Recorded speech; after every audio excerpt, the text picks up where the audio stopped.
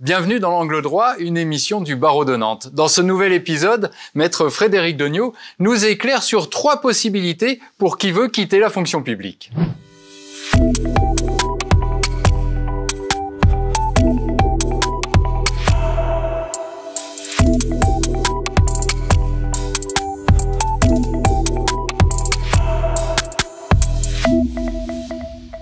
La première, celle qui vient le plus rapidement à l'esprit, c'est la démission. Pour démissionner, l'agent va adresser un courrier, présenter une demande écrite à son administration, laquelle va étudier cette demande.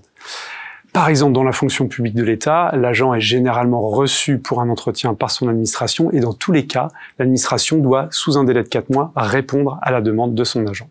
Deuxième option ? Il y a la rupture conventionnelle. Alors la rupture conventionnelle, c'est un mécanisme qui a été mis en place dans la fonction publique depuis quelques années.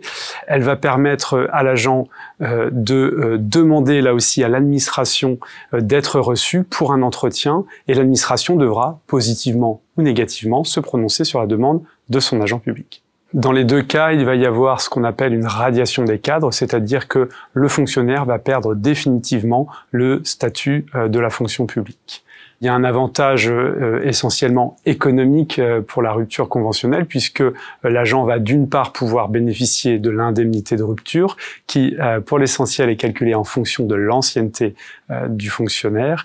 Et puis, autre avantage très important également, il va pouvoir bénéficier de l'allocation au retour emploi, c'est-à-dire, pour vulgariser le propos, il a le droit au chômage. Qu'en est-il de la 3e possibilité ? La mise en disponibilité, alors c'est sur demande de l'agent pour convenance personnelle.